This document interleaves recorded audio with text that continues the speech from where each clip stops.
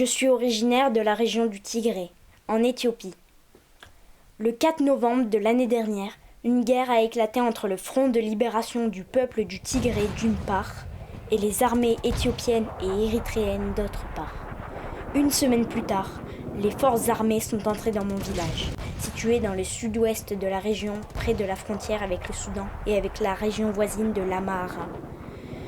Dès le matin, ma mère, mes 2 petites sœurs, mon petit frère et moi, nous sommes cachés dans la maison que nous partagions. Dehors, nous pouvions entendre les tanks entrer dans le village. Avant d'aller en Libye, nous avons dû fuir à nouveau les Chebabs. Alors, nous avons pris une voiture. Et ils m'ont dit que cette fois, nous irions un peu plus loin, que ce serait mieux pour nous. Ça ne faisait pas une demi-heure qu'on avait quitté Agadez, au Niger, que notre pick-up a été pris en embuscade. Ils nous ont débarqués, détroussés de tous nos sacs, nos portefeuilles, nos papiers, et bien sûr, notre argent. Après nous avoir détroussés, ils ont exigé une somme supplémentaire pour continuer la route. Je pensais que nous irions quelques villages plus loin, mais je ne sais pas ce qui s'est passé. Soudain, nous étions en Libye et on nous a emmenés en prison. Quand un nouveau prisonnier arrivait, il était torturé pour obtenir le numéro de sa famille. Si la famille ne répondait pas ou ne pouvait pas payer la rançon, il nous frappait. Certaines personnes disparaissaient. En prison, les gens étaient battus tous les jours. Ce n'était pas facile. Je crois que j'ai passé 4 ou 5 mois là-bas. Et un jour, avec des amis, on a décidé de s'enfuir. Nous avons tous fui dans des directions différentes.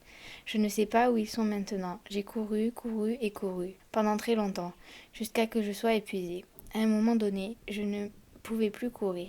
J'étais si fatiguée que je me suis effondrée dans la rue et je suis restée là, en pleine rue, pour me reposer. J'ai vu un chauffeur de taxi qui n'avait pas l'air méchant. Il avait l'air généreux. Alors, je suis allée lui demander de l'aide. Il m'a emmenée dans une maison en ruine, dans une pièce où il m'a enfermée pendant plusieurs jours. Il m'a obligée à faire toutes sortes de choses. Des fois, il me demandait juste que je le touche. Des fois, il voulait coucher avec moi. Il s'en allait, puis il revenait. Ça recommençait. Des fois, je faisais comme si je ne réagissais plus. Il me donnait alors un peu à boire et à manger. Puis il recommençait. Et un jour, il a oublié de fermer la porte à clé. Alors, je me suis enfuie. Je ne savais rien des bateaux qui partaient pour l'Europe, car j'étais venue en Libye pour travailler. Mais une nuit, une bombe a été lancée sur la maison où je vivais, et des hommes sont venus nous prendre pour nous amener à l'endroit d'où les bateaux partent. C'était la nuit, et je ne voyais rien, sauf le bateau pneumatique blanc dans lequel nous étions. Je me souviens qu'il y avait beaucoup d'autres filles avec moi. Je n'ai payé pour rien, je n'avais pas d'argent. La femme arabe pour qui j'avais travaillé en Libye avait dû payer pour mon voyage. J'ai demandé où nous allions, et ils m'ont dit qu'on allait en Europe. Au début, je n'avais pas peur car je ne pouvais rien voir. Mais quand le soleil s'est levé, j'ai été terrifiée de me retrouver au milieu de la mer. J'ai vu les autres. Pleurer, vomir, Prier. Je n'ai pas bougé. Je voulais pleurer. Mais j'avais trop peur de tomber à l'eau. J'étais paralysée par la peur.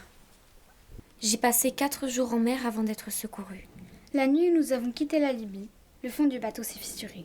Personne n'a dormi pendant tout ce temps, parce que nous avons dû vider l'eau à l'aide d'un bidon de carburant vide. Nous avons manqué de nourriture et d'eau après le premier jour. Un homme est même devenu si désespéré qu'il a sauté par-dessus bord. Nous avons dû l'aider à remonter dans le bateau. On avait si peur, on ne pensait plus qu'à la mort. Tout le monde était persuadé que nous allions mourir. Pendant tout ce voyage, j'ai pu garder mes 2 bagues. L'une est de mon grand-père, le père de ma mère, l'autre de ma grand-mère. J'étais très proche d'eux, surtout avec mon grand-père. Il m'aimait tellement. Merci beaucoup pour tout ce que vous avez fait pour nous et pour tout ce que vous faites. Vous faites un excellent travail.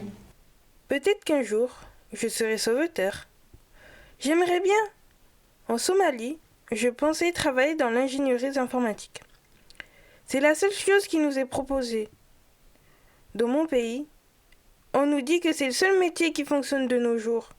Mais maintenant, je vais peut-être découvrir d'autres choses à faire. Je veux apprendre tout ce que